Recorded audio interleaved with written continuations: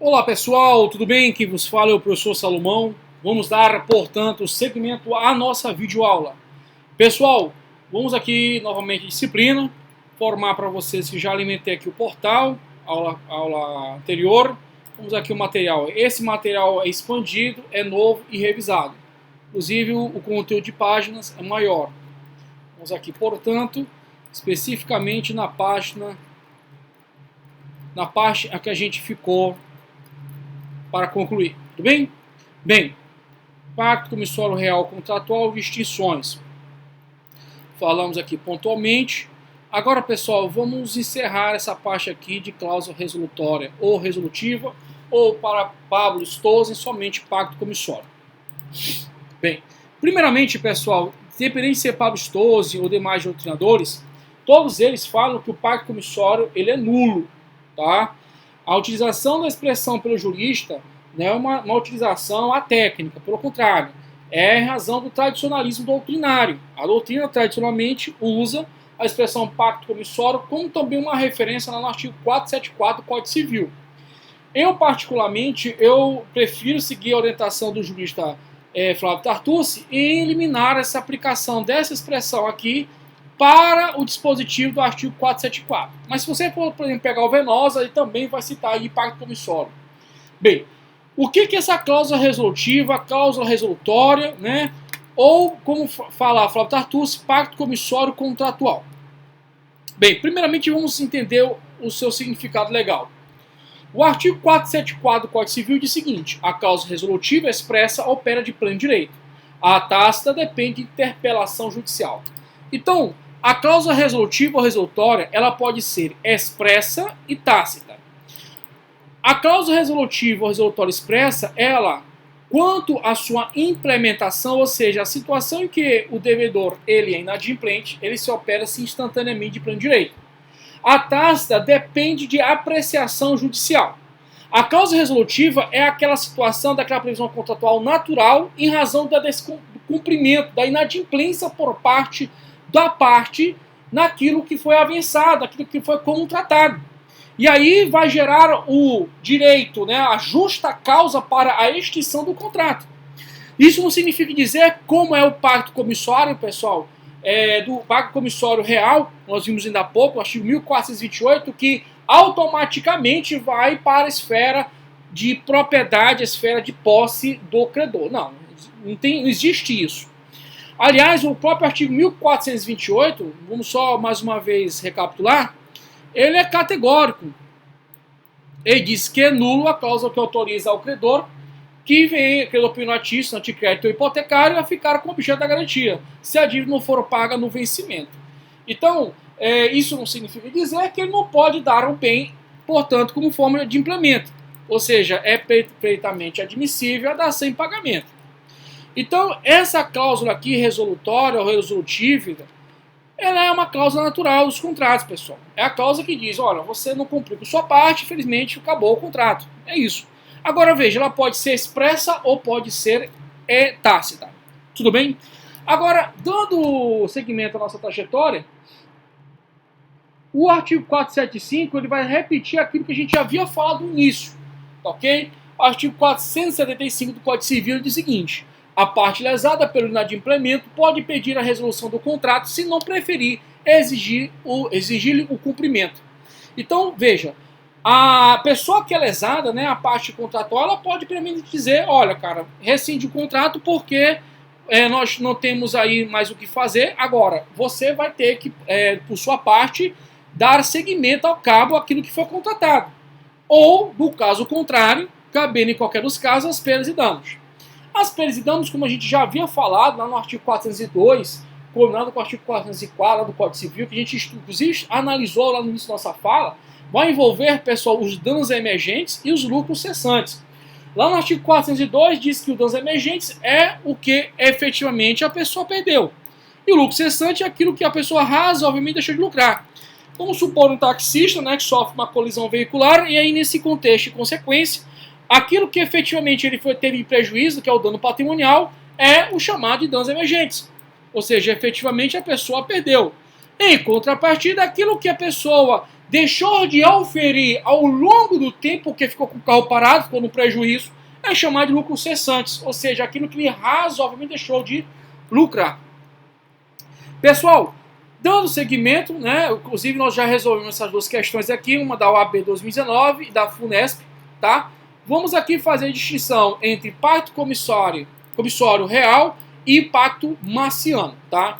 Primeiramente, pessoal, pacto comissório real e pacto marciano são institutos que são já de muito tempo consagrados no direito privado mundial. O Brasil, nesse ponto específico, relativo ao pacto comissório, ele determina que é nulo. Já o pacto marciano, não existe nenhuma previsão legal quanto à sua existência.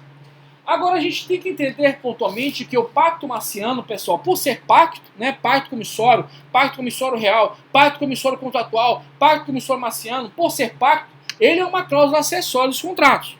Ele está embutido no contrato, é uma previsão contratual. Só que ele está com sua previsão, os contratos de onerosos, na situação de que o indivíduo, né, o credor, ele numa situação em que identifica a inadimplência do devedor, ele pode exigir para si o bem. Aí o aluno podia perguntar, professor, então é um pacto comissório. Não.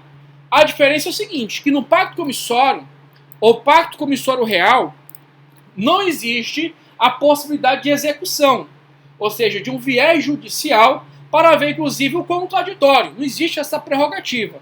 O pacto comissório por si só não existe. Então, o pacto comissório, o devedor inadimplente, o credor, né, com garantia real, ele pode tomar o bem para si. Independentemente, viu? O cara fica de la vie, independentemente de procedimento judicial. Agora, um pacto marciano é diferente. Ele vai tomar para si a coisa, mas observando-se dois critérios básicos. O primeiro deles, pessoal, é submeter este bem a uma prévia avaliação por terceiro independente. Então esse bem ele é objeto de pré-análise pericial técnica por parte de um terceiro independente. E subsequentemente, pessoal, a diferença do valor, se existir, ela é entregue, ela é dada para o devedor. A disciplina, pessoal, não obstante não haver previsão legal, ela está clara no enunciado 626 da CJF/STJ, e que vai trazer a previsão do pacto marciano. Mas, ao bem da verdade, o pacto marciano ele não é uma novidade brasileira. Você vai encontrar na legislação mexicana, você vai encontrar na legislação argentina, inclusive nos norte-americanos existe sim a previsão pactual desse tipo de cláusula acessória, evidentemente com as suas peculiaridades. No Brasil, ela traz uma relação básica ontológica de que o pacto marciano, segundo o enunciado 626 da CJF, necessita de uma relação de paritária, uma relação de equilíbrio paritário. É nesse sentido que eu falo, com todo respeito, um posicionamento meu, eu entendo que esse pacto marciano ele não tem cabimento para as relações de consumo. Porque nas relações de consumo, no meu ponto de vista, posso estar errado, mas no meu ponto de vista, ali há de forma um plexo, né, uma forma endógena, que o consumidor ele é dotado de vulnerabilidade econômica, vulnerabilidade técnica e principalmente vulnerabilidade jurídica. Então, dessa conjectura de elementos, nós temos categoricamente uma situação em que não há uma relação paritária. E o enunciado da CJF, ela exige isso. Eu vou ler com vocês o enunciado e a gente consegue enfrentar bem a matéria. Colocando aqui pontualmente ela. Olha só. O enunciado 626 da CJF/STJ diz o seguinte: não afronta o artigo 1428, ou seja, pessoal, o pacto comissório. Não afronta o pacto comissório.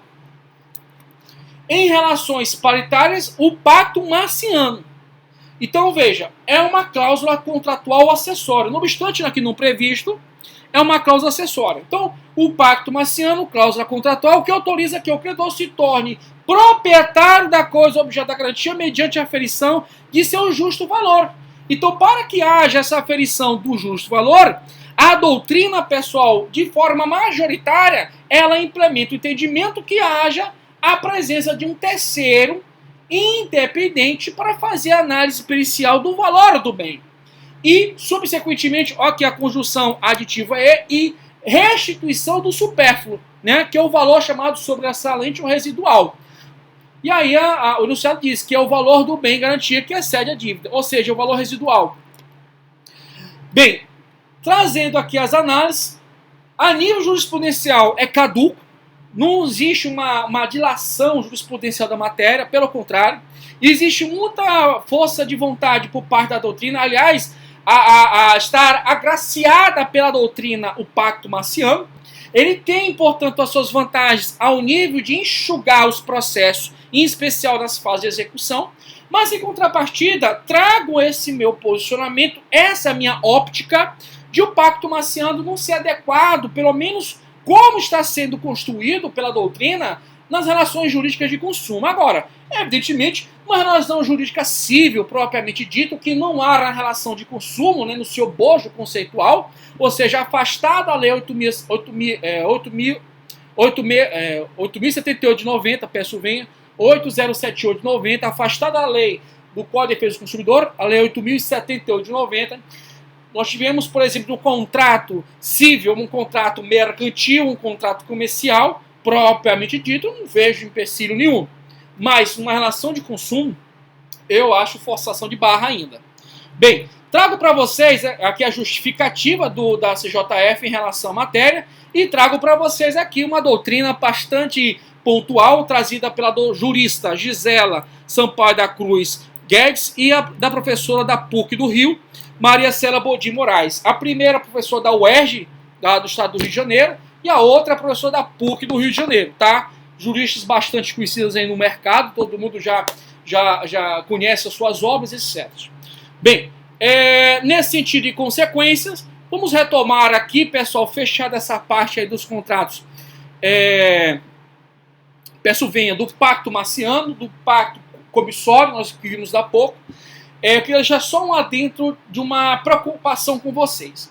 Se na questão, pessoal, ela falar de garantia real e generalizar pacto comissório, eu quero que você afaste essa distinção doutrinária de Flávio Tartucci, porque a gente não identifica nas questões essa diferenciação entre pacto comissório real e pacto comissório contratual. Praticamente as questões, como a gente inclusive viu, inclusive uma última questão, nós estamos aqui no mês de abril de 2020, né? Dia 6 de abril de 2020, recentemente, em 2019, não faz muito tempo, caiu na prova do OAB essa situação do pacto comissório. Então, eu quero que você chegue para essa prova do OAB fazendo a distinção entre pacto comissório, do artigo 1428, e a cláusula resolutiva, a cláusula resolutória. Eu quero que você não faça essa distinção doutrinária que eu apresentei para vocês. Porque eu não posso também jogar informações aqui de uma aula rasa. Eu quero que você vá mais à frente. Tudo bem? Então, a partir dessa preocupação, a partir dessa observação com vocês, eu vou dar seguimento, portanto, à nossa dogmática aula. Espero que esteja de acordo com as tuas exigências. Espero com muita... que atenda às suas expectativas. Pois bem, no que tange ao contrato, pessoal, o contrato, nós vimos ainda há pouco, né? Acho que foi no segundo vídeo de aula, ele pode ser típico ou atípico. Só que tem doutrinador, pessoal, e aí eu concordo plenamente com o Flávio Tartucci, há doutrinadores que fazem a distinção colocando-os como sinônimos. Os contratos típicos como contratos nominados e os contratos atípicos como também nominados. Eu quero trazer para vocês uma certa ressalva a esse entendimento, que inclusive é apontado por Flávio Tartucci, porque não necessariamente um contrato inominado ele é um contrato atípico. Então vamos aqui trabalhar as tipologias etimológicas.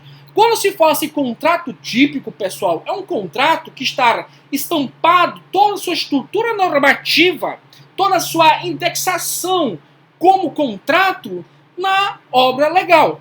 A lei, seja o Código Civil, seja uma lei esparsa, não interessa, amigo. Se tem uma lei, se tem um normativo positivado dizendo, ó, isso é assim, o contrato é assim, papapá, por exemplo, um leasing, né, um arrendamento mercantil, um contrato de compra e venda, um contrato de doação, ou seja, havendo a existência factual positivada do contrato, ele vai ser típico. Agora, se esse contrato típico ele tem nome iuris, ele tem uma nomenclatura própria, etimológica, dizendo isso é arroz, isso é feijão, aí, meu amigo, ele é um contrato nominado.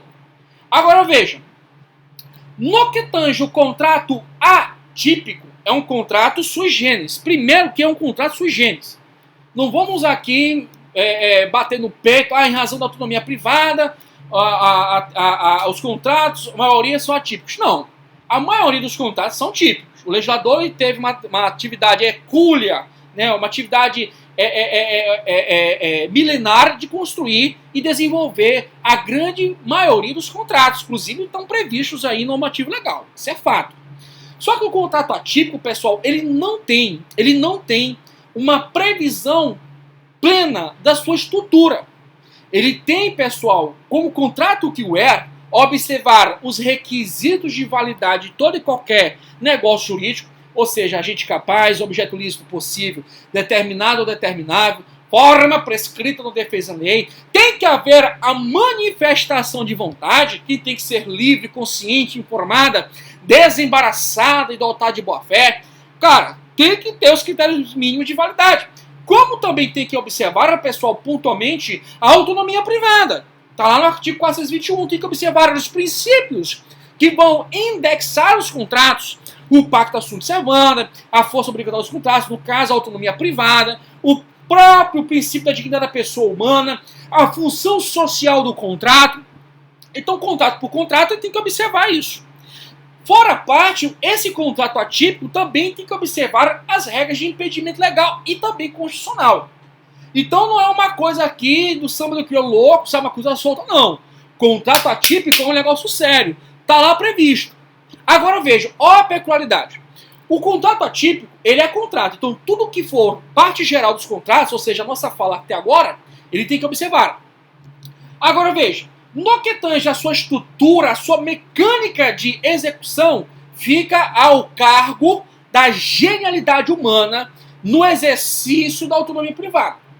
Então eu posso ter, por exemplo, nas hipóteses dos contratos atípicos mistos, um contrato que tem um pouco de leasing, um pouco de compra e venda, uma mistura. Eu posso ter uma mistura de elementos estruturados já previstos em lei e ali criar um contrato, sei lá, o contrato Zeus, o contrato Etiópia, sei lá, eu invento o contrato. Agora veja, eu não posso pontualmente me afastar das características essenciais dos contratos. Isso eu posso te dizer com veemência, aliás, a doutrina é pacífica nisso. Agora eu posso ter, pessoal, um contrato que não é um contrato misto, é um contrato atípico propriamente dito. Aliás, essa classificação é de Pablo Stossen, tá? Fazendo jus à palavra.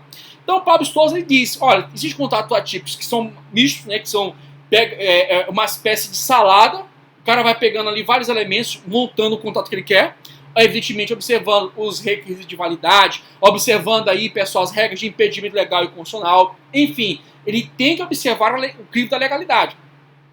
Agora eu posso ter um que é extremamente, pessoal, criado pela tecnologia dos negócios jurídicos, que é os contratos atípicos propriamente ditos. Isso a gente identifica muito no mercado financeiro. Os diversos produtos do mercado financeiro, pessoal, eles são contratos evidentemente atípicos. Até porque, muitas vezes, são inspirados em legislações estrangeiras.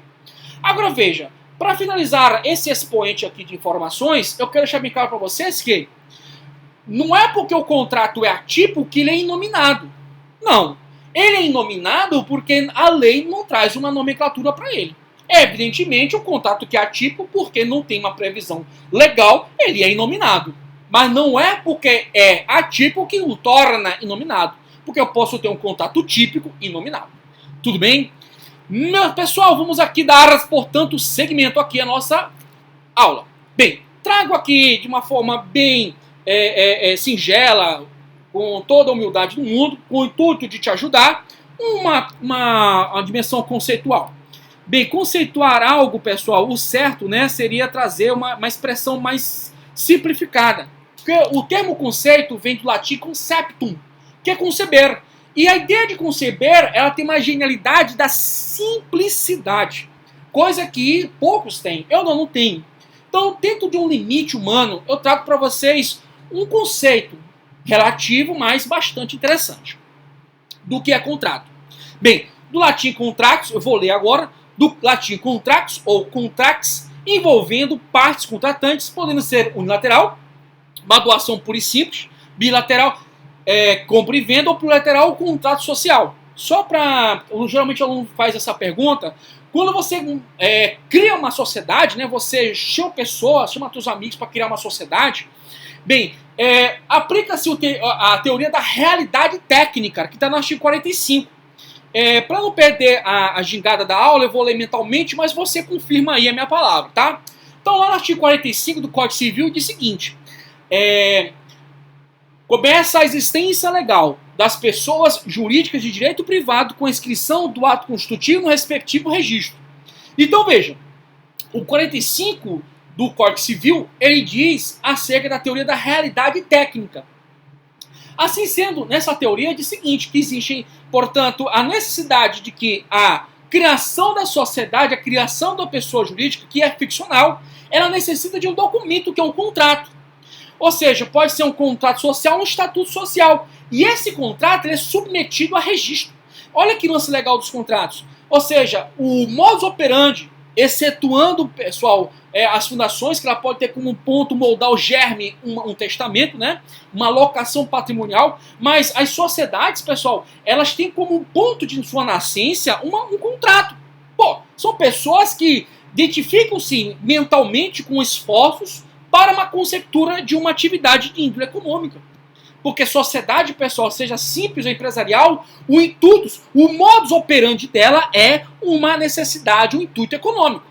Tá? Ninguém vai montar uma sociedade para jogar baralho. Né? Sociedade de médicos são médicos que querem ganhar dinheiro. Sociedade de fisioterapeutas, fisioterapeutas que querem ganhar dinheiro. Tudo bem? Bem, cujas obrigações são de dar, et dare, obligatione, et dare, fazer, et facere, né? Obligatione, et facere, e de não fazer, et non facere. Obligatione, obrigação, et non facere. Ou sua mescla. Então, por exemplo, um casamento. Pô, eu contrato uma empresa lá, uma empresa de eventos, ela me faz o bolo, ela me faz a festa, ela faz tudo. Pronto. Aí eu só faço o quê? Eu pago lá as prestações para ela. E, evidentemente, o que vai acontecer? Vai ter o cerimonial, vai ter o segurança, vai ter o ambiente para eu fazer a festança, vai ter o bolo, que é uma obrigação de dar, vai ter balão, vai ter flor artificial ou orgânica, aí eu vou, dependendo do meu vulto econômico, eu pego só artificial ou só flor orgânica, enfim, bicho. Eu faço lá o meu contrato com a outra parte. Tudo bem? E aí vem, assim, trata-se de negócio jurídico bilateral ou plurilateral. Por que não é unilateral? Pessoal, o unilateral, ele não transmite a percepção contratual, por exemplo, o testamento. O testamento, pessoal, é um negócio jurídico unilateral, ou seja, só há a manifestação de vontade de uma das partes. E nesse sentido, nessa consequência, nessa amplitude, eu não posso ter contrato unilateral. Eu tenho contrato bilateral ou plurilateral quanto à dimensão negocial. Agora veja que lance legal. O contrato ele pode ser unilateral, bilateral ou plurilateral. Agora, o negócio jurídico que envolve os contratos pode ser bilateral ou plurilateral. Ou seja, se é um negócio jurídico bilateral, que são duas pessoas, plurilateral, mais de duas pessoas. Portanto, quando se falasse do contrato ser uni, bi e plurilateral, está fazendo referência à manifestação de vontade, que é livre, consciente, informada, desembaraçada e dotada de boa-fé, e ao obrigado quanto à prestação. Por exemplo, na doação pura e simples, cara, pode haver duas pessoas envolvidas, tudo bem. Mas a questão é que o obrigado, aquele que tem a perda patrimonial, é o doador. É aquele que doa a coisa. O donatário é o cara que está lá de boa, recebendo a doação. Então veja, por isso que é um contrato unilateral, mas necessariamente envolve um negócio jurídico bilateral. Beleza? Não vamos confundir arroz com feijão.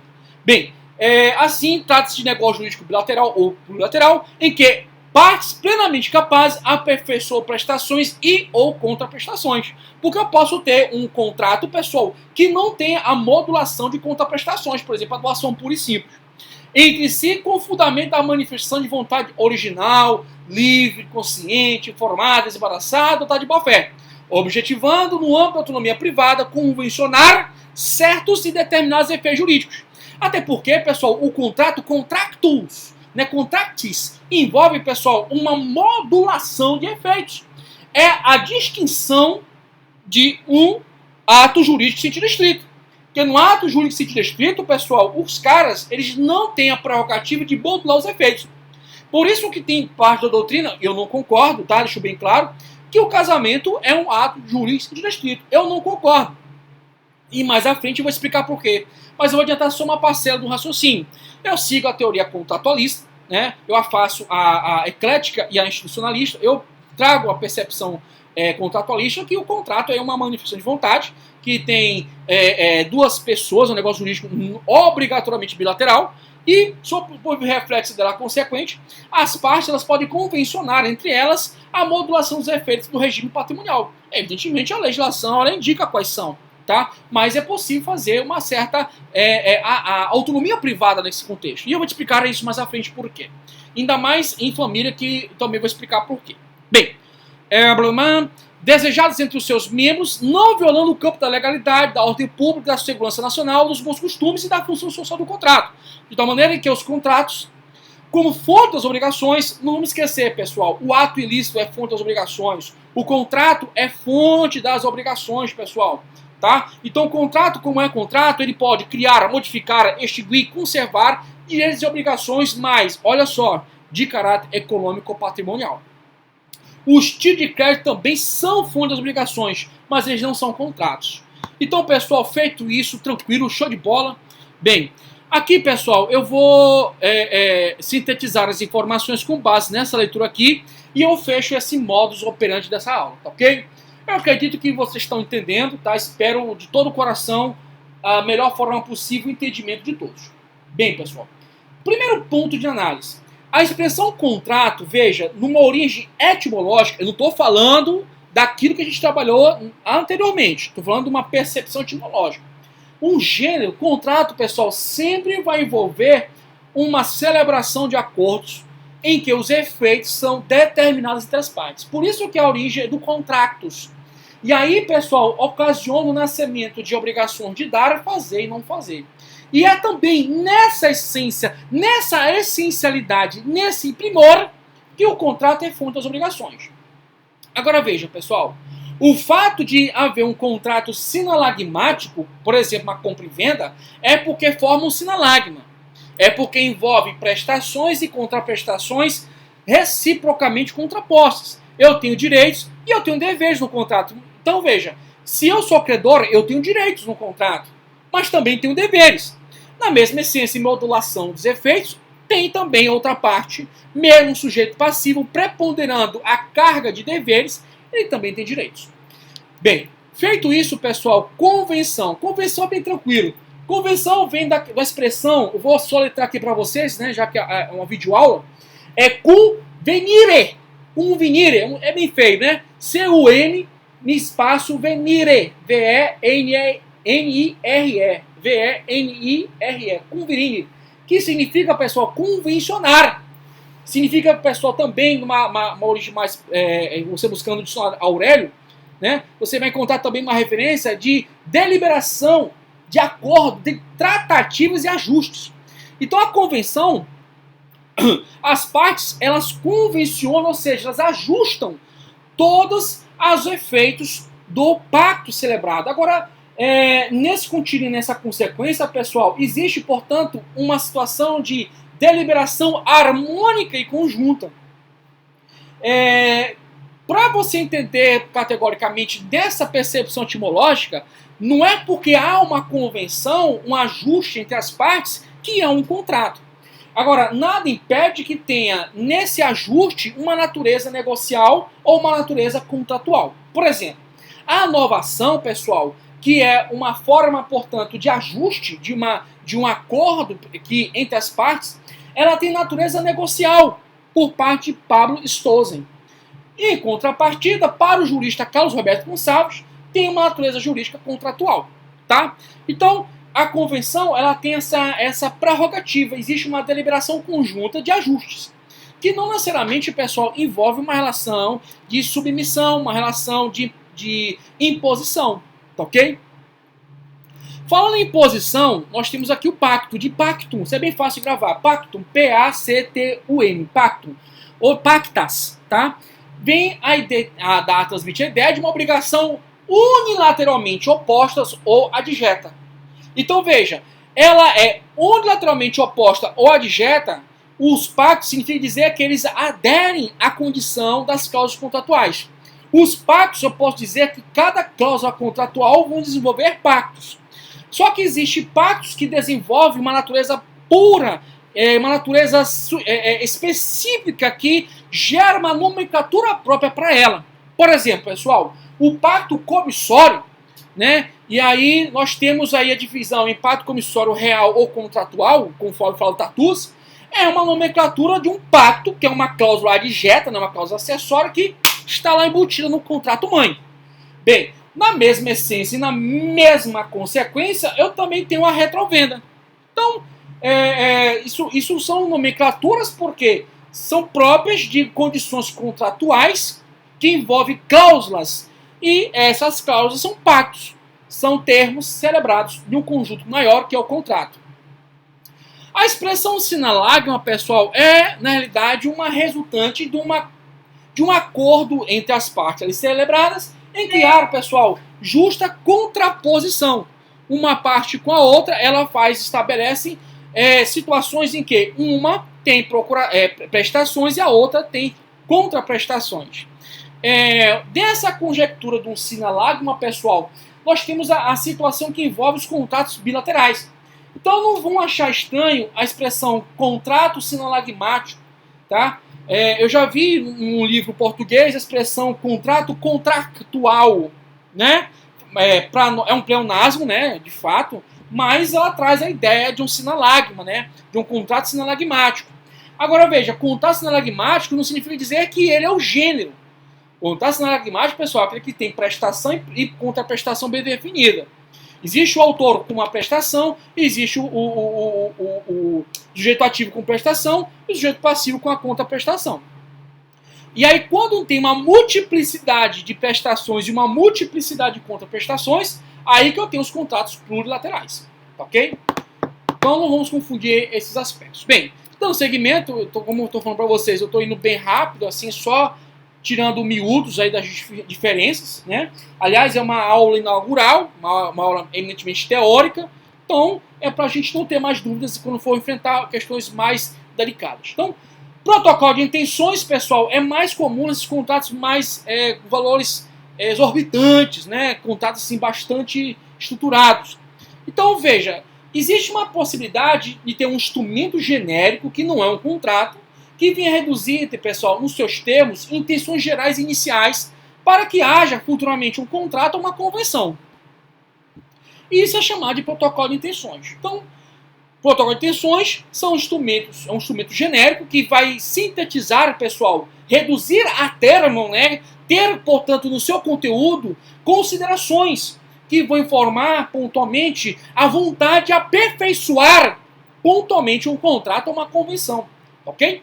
Bem, dando segmento, convênios. Pessoal, o convênio é quando nós temos partícipes, melhor dizendo, temos partícipes que estabelecem um regime de mútua cooperação entre eles. E nesse regime de mútua cooperação, pessoal, existem interesses comuns. Não existe uma relação de polaridade, não há uma relação, pessoal, de só uma das partes é credora e a outra devedora. Não. Existem partícipes, pessoas que aderem numa relação de mútua cooperação para reunir seus esforços para um objetivo específico. Tá? Os convênios, pessoal, é muito comum no direito administrativo. Tá? E aí você vai encontrar como partícipes o concedente, o convenente, o interveniente e o executor. O concedente é aquele cara que é responsável pela transferência de recursos, né? A União, portanto, ela transfere recursos. Recursos são recursos públicos, né? E aí, decorrente de receitas públicas originárias e de receitas públicas derivadas. Não interessa, são recursos públicos. E aí esses recursos são transferidos, são alocados. Então, quem vai fazer essa concessão, né, essa transferência, peço venha, é o poder concedente. Subsequentemente, nós temos o convenente, que é aquele que pactua a execução do objeto.